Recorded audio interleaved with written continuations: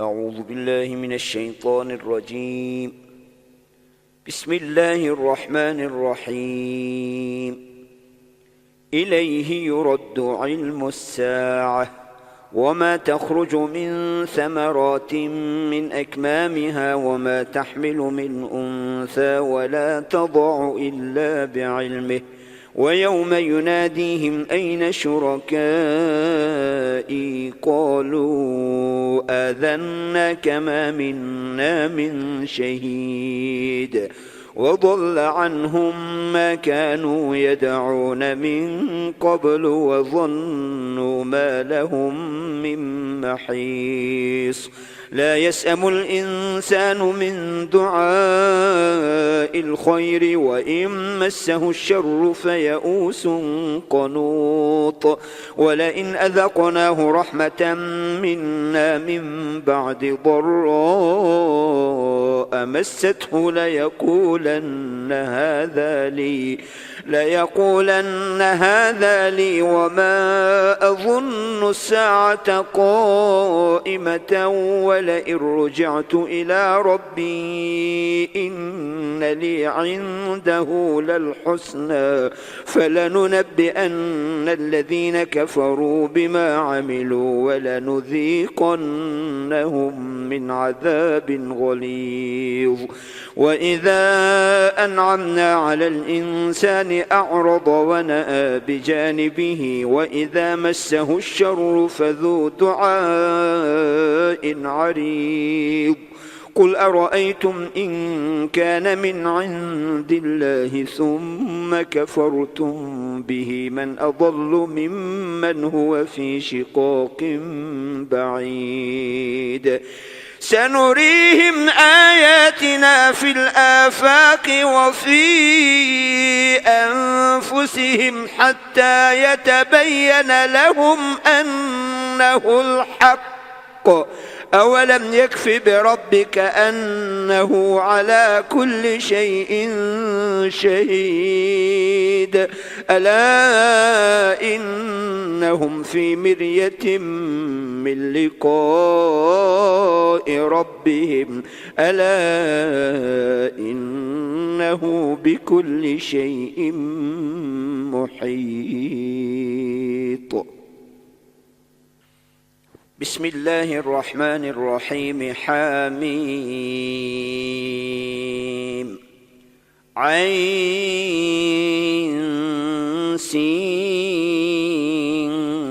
قاف كذلك يوحي إليك وإلى الذين من قبلك الله العزيز الحكيم. له ما في السماوات وما في الأرض وهو العلي العظيم. تكاد السماوات يتفطرن من فوقهن والملائكة يسبحون بحمد ربهم ويستغفرون لمن في الأرض ألا إن الله هو الغفور الرحيم. والذين اتخذوا من دونه أولياء الله حفيظ عليهم وما أنت عليهم بوكيل. وكذلك أوحينا إليك قرآنا عربيا لتنذر أم القرى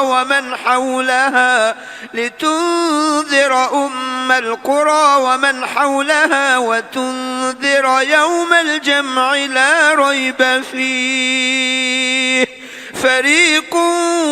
في الجنة وفريق في السعير. ولو شاء الله لجعلهم أمة واحدة ولكن يدخل من يشاء في رحمته والظالمون ما لهم من ولي ولا نصير. أم اتخذوا من دونه أولياء فالله هو الولي وهو يحيي الموتى وهو على كل شيء قدير. وما اختلفتم فيه من شيء فحكمه إلى الله، ذلكم الله ربي عليه توكلت وإليه أنيب. فاطر السماوات والأرض جعل لكم من أنفسكم أزواجا ومن الأنعام أزواجا يذرأكم فيه ليس كمثله شيء وهو السميع البصير. له مقاليد السماوات والأرض يبسط الرزق لمن يشاء ويقدر إنه بكل شيء عليم. شرع لكم من الدين ما وصى به نوحا والذي أوحينا إليك وما وصينا به إبراهيم وموسى وعيسى أن أقيموا الدين ولا تتفرقوا فيه كبر على المشركين ما تدعوهم إليه. الله يجتبي إليه من يشاء ويهدي إليه من ينيب. وما تفرقوا إلا من بعد ما جاءهم العلم بغيا بينهم ولولا كلمة سبقت من ربك إلى أجل مسمى لقضي بينهم وإن الذين أورثوا الكتاب من بعدهم لفي شك منه مريب. فلذلك فادع واستقم كما أمرت ولا تتبع أهواءهم وقل آمنت بما أنزل الله من كتاب وأمرت لأعدل بينكم الله ربنا وربكم لنا أعمالنا ولكم أعمالكم لا حجة بيننا وبينكم الله يجمع بيننا وإليه المصير. والذين يحاجون في الله من بعد ما استجيب له حجتهم داحضة عند ربهم وعليهم غضب ولهم عذاب شديد. الله الذي أنزل الكتاب بالحق والميزان وما يدريك لعل الساعة قريب يستعجل بها الذين لا يؤمنون بها والذين آمنوا مشفقون منها ويعلمون أنها الحق ألا إن الذين يمارون في الساعة لفي ضلال بعيد. الله لطيف بعباده يرزق من يشاء وهو القوي العزيز. من كان يريد حرث الآخرة نزد له في حرثه ومن كان يريد حرث الدنيا نؤته منها وما له في الآخرة من نصيب. أم لهم شركاء شرعوا لهم من الدين ما لم يأذن به الله ولولا كلمة الفصل لقضي بينهم وإن الظالمين لهم عذاب أليم. ترى الظالمين مشفقين مما كسبوا وهو واقع بهم والذين آمنوا وعملوا الصالحات في روضات الجنات لهم ما يشاءون عند ربهم ذلك هو الفضل الكبير. ذلك الذي يبشر الله عباده الذين آمنوا وعملوا الصالحات قل لا أسألكم عليه أجرا إلا المودة في القربى ومن يقترف حسنة نزد له فيها حسنا إن الله غفور شكور أم يقولون افترى على الله كذبا فإن يشاء الله يختم على قلبك ويمحو الله الباطل ويحق الحق بكلماته إنه عليم بذات الصدور وهو الذي يقبل التوبة عن عباده ويعفو عن السيئات ويعلم ما تفعلون ويستجيب الذين آمنوا وعملوا الصالحات ويزيدهم من فضله والكافرون لهم عذاب شديد ولو بسط الله الرزق لعباده لبغوا في الأرض ولكن ينزل بقدر ما يشاء إنه بعباده خبير بصير وهو الذي ينزل الغيث من بعد ما قنطوا وينشر رحمته وهو الذي ينزل الغيث من بعد ما قنطوا وينشر رحمته وهو الولي الحميد ومن آياته خلق السماوات والأرض وما بث فيهما من دابة وهو على جمعهم إذا يشاء قدير وما أصابكم من مصيبة فبما كسبت أيديكم ويعفو عن كثير وما أنتم بمعجزين في الأرض وما لكم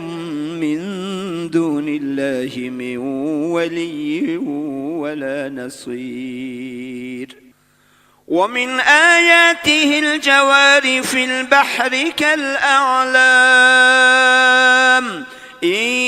يشأ يسكن الريح فيظللن رواكد على ظهره إن في ذلك لآيات لكل صبار شكور أو يوبقهن بما كسبوا ويعفو عن كثير ويعلم الذين يجادلون في آياتنا ما لهم من محيص فما أوتيتم من شيء فمتاع الحياة الدنيا وما عند الله خير وأبقى للذين آمنوا وعلى ربهم يتوكلون والذين يجتنبون كبائر الإثم والفواحش وإذا ما غضبوا هم يغفرون والذين استجابوا لربهم وأقاموا الصلاة وأمرهم شورى بينهم ومما رزقناهم ينفقون والذين إذا أصابهم البغي هم ينتصرون وجزاء سيئة سيئة مثلها فمن عفا وأصلح فأجره على الله إنه لا يحب الظالمين ولمن انتصر بعد ظلمه فأولئك ما عليهم من سبيل إنما السبيل على الذين يظلمون الناس ويبغون في الأرض بغير الحق بالحق أولئك لهم عذاب أليم ولمن صبر وغفر إن ذلك لمن عزم الأمور ومن يضلل الله فما له من ولي من بعده وترى الظالمين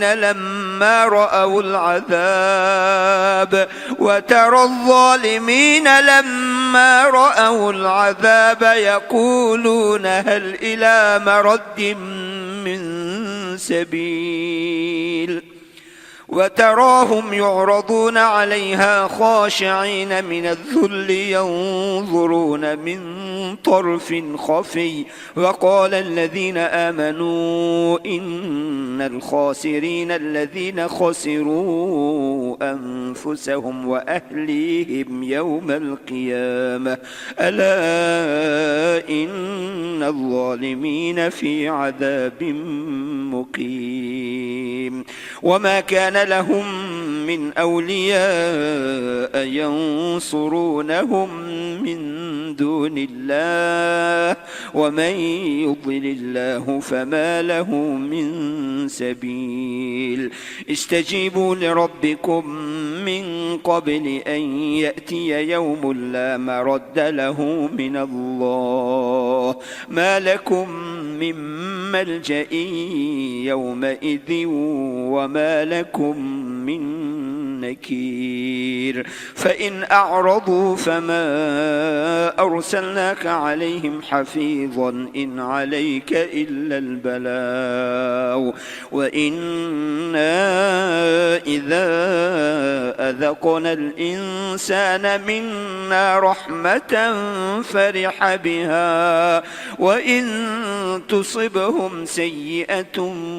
بما قدمت أيديهم فإن الإنسان كفور لله ملك السماوات والأرض يخلق ما يشاء يهب لمن يشاء إناثا ويهب لمن يشاء الذكور أو يزوجهم ذكرانا وإناثا ويجعل من يشاء عقيما إنه عليم قدير وما كان لبشر أن يكلمه الله إلا وحيا أو من وراء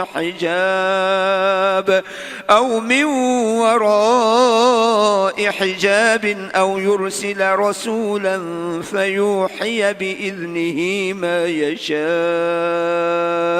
إنه علي حكيم وكذلك أوحينا إليك روحا من أمرنا ما كنت تدري ما الكتاب ولا الإيمان ولكن جعلناه نورا نهدي به من نشاء من عبادنا وإنك لتهدي إلى صراط مستقيم صراط الله الذي له ما في السماوات وما في الأرض ألا إلى الله تصير الأمور بسم الله الرحمن الرحيم حميم والكتاب المبين إنا جعلناه قرآنا عربيا لعلكم تعقلون وإنه في أم الكتاب لدينا لعلي حكيم أفنضرب عنكم الذكر صفحا أن كنتم قوما مسرفين وكم أرسلنا من نبي في الأولين وما يأتيهم من نبي إلا كانوا به يستهزئون فأهلكنا أشد منهم بطشا ومضى مثل الأولين ولئن سألتهم من خلق السماوات والأرض ليقولن خلقهن العزيز العليم الذي جعل لكم الأرض مهدا وجعل لكم فيها سبلا لعلكم تهتدون والذي نزل من السماء ماء بقدر فأنشرنا به بلدة ميتا كذلك تخرجون والذي خلق الأزواج كلها وجعل لكم من الفلك والأنعام ما تركبون لتستووا على ظهوره ثم تذكروا نعمة ربكم إذا استويتم عليه وتقولوا سبحان الذي سخر لنا هذا وما كنا له مقرنين وإنا إلى ربنا لمنقلبون وجعلوا له من عباده جزءا إن الإنسان لكفور مبين أم اتخذ مما يخلق بنات وأصفاكم بالبنين وإذا بشر أحدهم بما ضرب للرحمن مثلا ظل وجهه مسودا وهو كظيم أومن ينشأ في الحلية وهو في الخصام غير مبين وجعلوا الملائكة الذين هم عباد الرحمن إناثا أشهدوا خلقهم ستكتب شهادتهم ويسألون وقالوا لو شاء الرحمن ما عبدناهم ما لهم بذلك من علم إن هم إلا يخرسون أم آتيناهم كتابا من قبله فهم به مستمسكون بل قالوا إنا وجدنا آباءنا على أمة وإنا على آثارهم مهتدون وكذلك ما أرسلنا من قبلك في قرية من نذير إلا قال مترفوها إنا وجدنا آباءنا على أمة إنا وجدنا آباءنا على أمة وإنا على آثارهم مقتدون قال أولو جئتكم بأهدى مما وجدتم عليه آباءكم قالوا إنا بما أرسلتم به كافرون فانتقمنا منهم فانظر كيف كان عاقبة المكذبين وإذ قال إبراهيم لأبيه وقومه إنني براء مما تعبدون إلا الذي فطرني فإن إنه سيهدين وجعلها كلمة باقية في عقبه لعلهم يرجعون بل متعت هؤلاء وآباءهم حتى جاءهم الحق ورسول مبين ولما جاءهم الحق قالوا هذا سحر وإنا به كافرون وقالوا لولا نزل هذا القرآن على رجل من القريتين عظيم أهم يقسمون رحمة ربك نحن قسمنا بينهم معيشتهم في الحياة الدنيا ورفعنا بعضهم فوق بعض درجات ليتخذ بعضهم بعضا سخريا ورحمة ربك خير مما يجمعون ولولا أن يكون الناس أمة واحدة لجعلنا لمن يكفر بالرحمن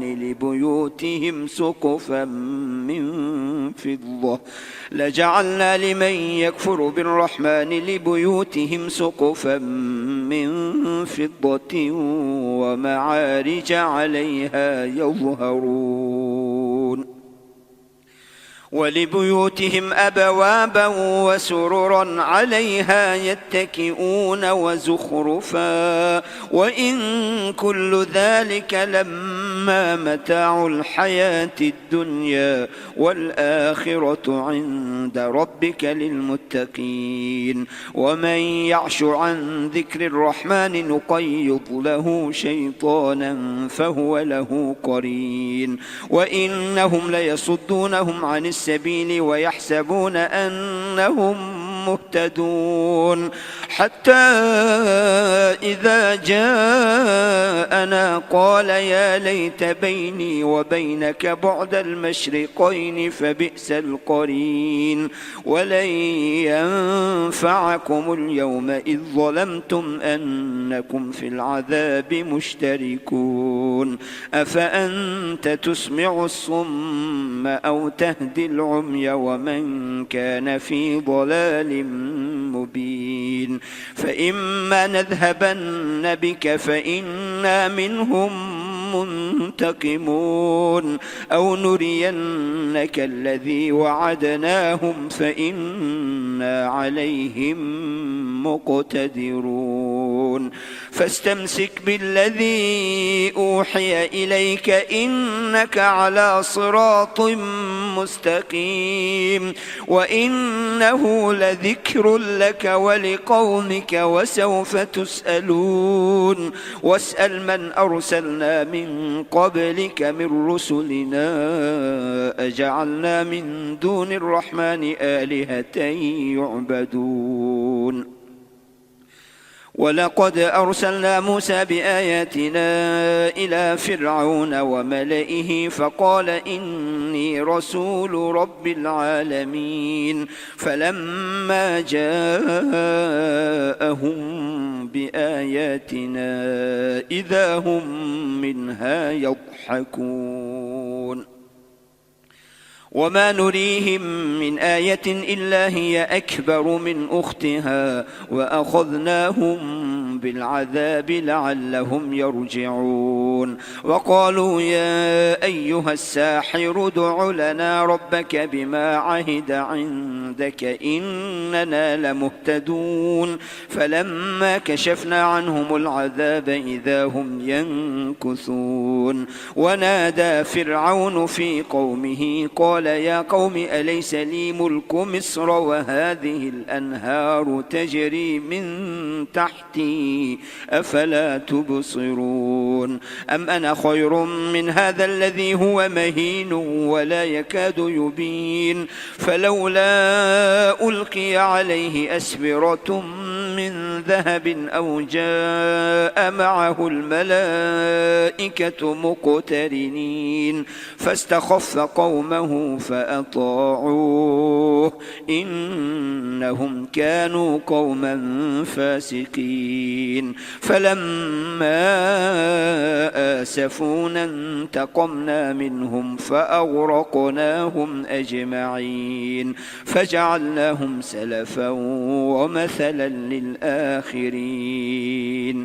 ولما ضرب ابن مريم مثلا إذا قومك منه يصدون وقالوا أآلهتنا خير أم هو ما ضربوه لك إلا جدلا بل هم قوم خصمون إن هو إلا عبد أنعمنا عليه وجعلناه مثلا لبني إسرائيل ولو نشاء لجعلنا منكم ملائكة في الأرض يخلفون وإنه لعلم للساعة فلا تمترن بها واتبعون هذا صراط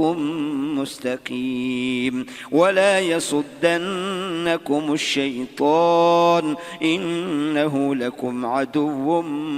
مبين ولما جاء عيسى بالبينات قال قد جئتكم بالحكمة ولأبين لكم بعض الذي تختلفون فيه فاتقوا الله وأطيعون إن الله هو ربي وربكم فاعبدوه هذا صراط مستقيم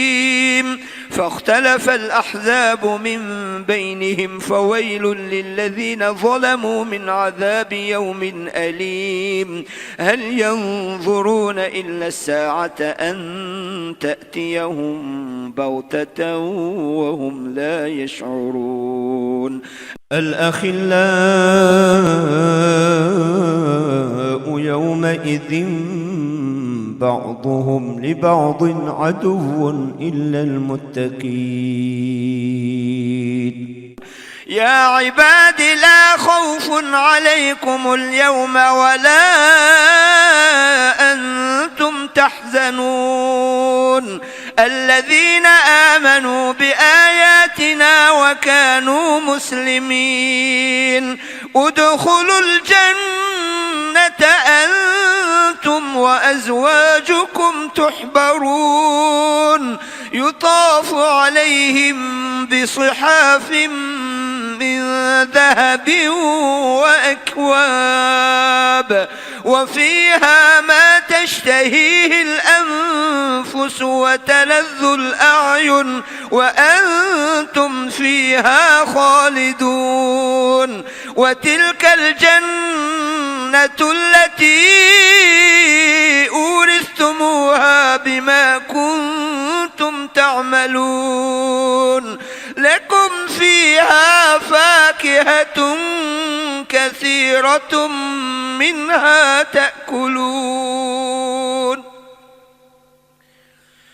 إن المجرمين في عذاب جهنم خالدون لا يفتر عنهم وهم فيه مبلسون وما ظلمناهم ولكن كانوا هم الظالمين ونادوا يا مالك ليقض علينا ربك قال إنكم ماكثون لقد جئناكم بالحق ولكن أكثركم للحق كارهون أم أبرموا أمرا فإنا مبرمون أم يحسبون أنا لا نسمع سرهم ونجواهم بلى ورسلنا لديهم يكتبون قل إن كان للرحمن ولد فأنا أول العابدين سبحان رب السماوات والأرض رب العرش عما عما يصفون فذرهم يخوضوا ويلعبوا حتى يلاقوا يومهم الذي يوعدون وهو الذي في السماء إله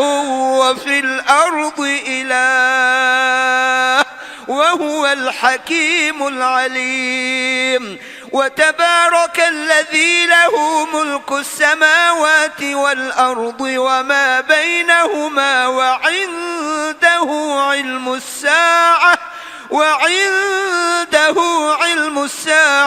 وإليه ترجعون ولا يملك الذين يدعون من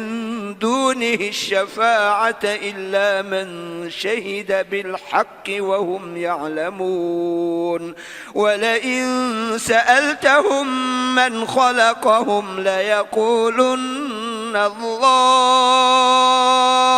فأنى يؤفكون وقيله يا رب إن هؤلاء قوم لا يؤمنون فاصفح عنهم وقل سلام فسوف يعلمون. بسم الله الرحمن الرحيم حميم والكتاب المبين إنا أنزلناه في ليلة مباركة إنا كنا منذرين فيها يفرق كل أمر حكيم أمرا من عندنا إنا كنا مرسلين رحمة من ربك إنه هو السميع العليم رب السماوات والأرض وما بينهما إن كنتم موقنين لا إله إلا هو يحيي ويميت ربكم ورب آبائكم الأولين بل هم في شك يلعبون فارتقب يوم تأتي السماء بدخان مبين يغشى الناس هذا عذاب أليم ربنا اكشف عنا العذاب إنا مؤمنون أن لهم الذكرى وقد جاءهم رسول مبين ثم تولوا عنه وقالوا معلم مجنون إنا كاشف العذاب قليلا إنكم عائدون يوم نبطش البطشة الكبرى إنا منتقمون ولقد فتنا قبلهم قوم فرعون وجاءهم رسول كريم أن أدوا إلي عباد الله إني لكم رسول أمين وألا تعلوا على الله إني آتيكم بسلطان مبين وإني عذت بربي وربكم أن ترجمون وإن لم تؤمنوا لي فاعتزلون فدعا ربه أن هؤلاء قوم مجرمون فأسر بعبادي ليلا إنكم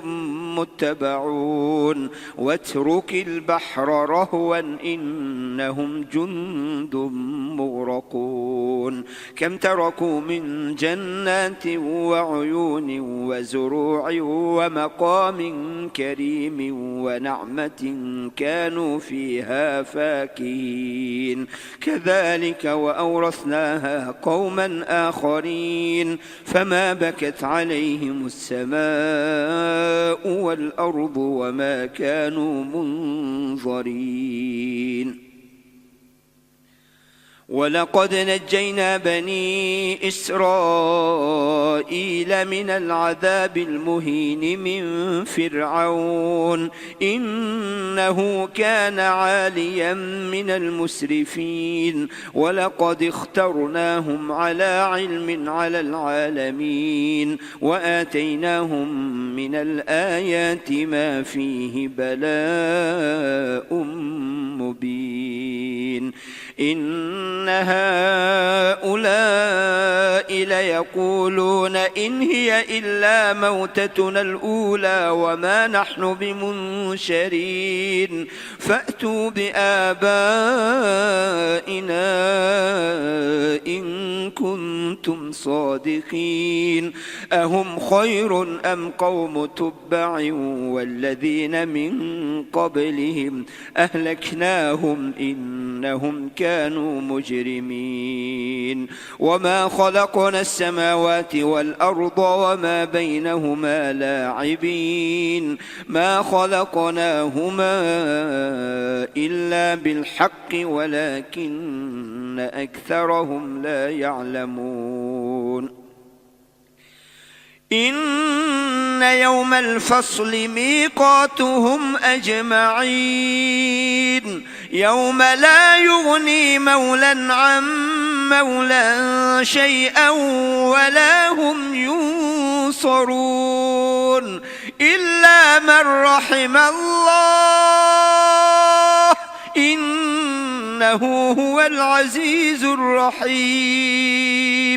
إن شجرة الزقوم طعام الأثيم كالمهل يغلي في البطون كغلي الحميم خذوه فاعتلوه إلى سواء الجحيم ثم صبوا فوق رأسه من عذاب الحميم ذق إنك أنت العزيز الكريم إن هذا ما كنتم به تمترون إن المتقين في مقام أمين في جنات وعيون يلبسون من سندس وإستبرق متقابلين كذلك وزوجناهم بحور عين يدعون فيها بكل فاكهة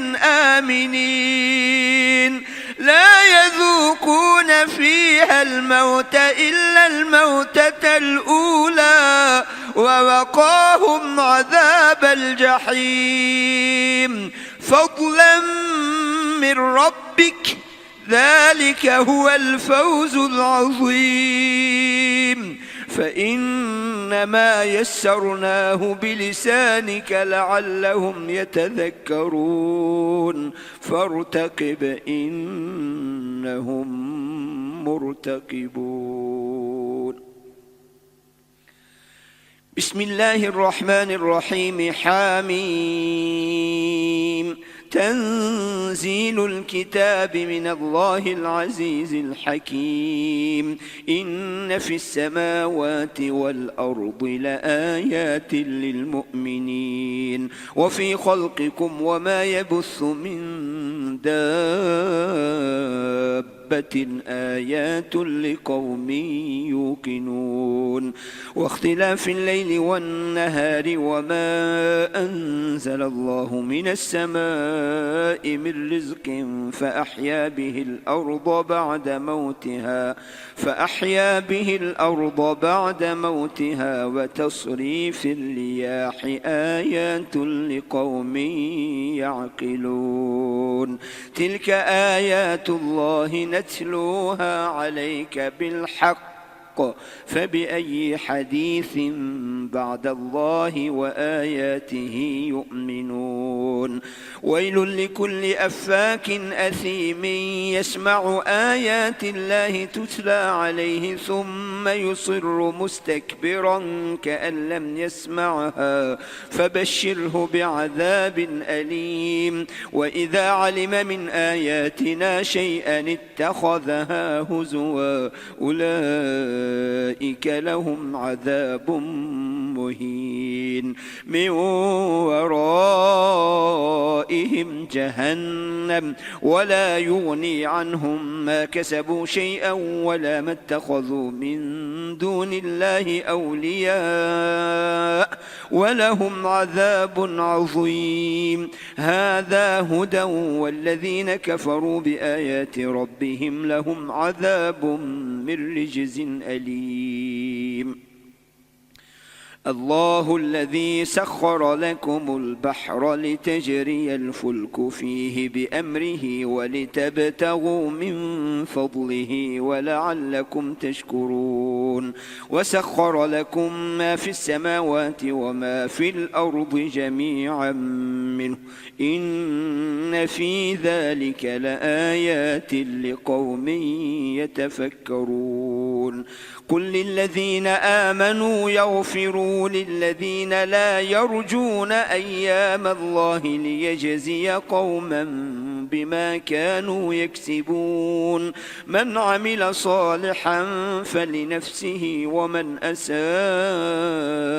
فعليها ثم إلى ربكم ترجعون ولقد آتينا بني إسرائيل الكتاب والحكم والنبوة ورزقناهم من الطيبات وفضلناهم على العالمين وآتيناهم بينات من الأمر فما اختلفوا إلا من بعد ما جاءهم العلم بغيا بينهم إن ربك يقضي بينهم يوم القيامة فيما كانوا فيه يختلفون ثم جعلناك على شريعة من الأمر فاتبعها ولا تتبع أهواء الذين لا يعلمون إنهم لن يغنوا عنك من الله شيئا وإن الظالمين بعضهم أولياء بعض والله ولي المتقين هذا بصائر للناس وهدى ورحمة لقوم يوقنون أم حسب الذين اجترحوا السيئات أن نجعلهم كالذين آمنوا وعملوا الصالحات سواء محياهم ومماتهم ساء ما يحكمون وخلق الله السماوات والأرض بالحق ولتجزى كل نفس بما كسبت وهم لا يظلمون أفرأيت من اتخذ إلهه هواه وأضله الله على علم وختم على سمعه وقلبه وجعل على بصره غشاوة فمن يهديه من بعد الله أفلا تذكرون وقالوا ما هي إلا حياتنا الدنيا نموت ونحيا وما يهلكنا إلا الدهر وما لهم بذلك من علم إن هم إلا يظنون وإذا تتلى عليهم آياتنا بينات ما كان حجتهم إلا أن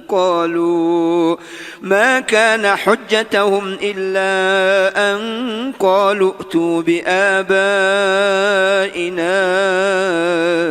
إن كنتم صادقين قل الله يحييكم ثم يميتكم ثم يجمعكم إلى يوم القيامة لا ريب فيه ولكن أكثر الناس لا يعلمون ولله ملك السماوات والأرض ويوم تقوم الساعة يومئذ يخسر المبطلون وترى كل أمة جاثية كل أمة تدعى إلى كتابها اليوم تجزون ما كنتم تعملون هذا كتابنا ينطق عليكم بالحق إنا كنا نستنسخ ما كنتم تعملون فأما الذين آمنوا وعملوا الصالحات فيدخلهم ربهم في رحمته ذلك هو الفوز المبين وأما الذين كفروا أفلم تكن آياتي تتلى عليكم فاستكبرتم وكنتم قوما مجرمين وإذا قيل إن وعد الله حق والساعة لا ريب فيها قلتم ما ندري ما الساعة إن نظن إلا ظنا وما نحن بمستيقنين صدق الله العظيم.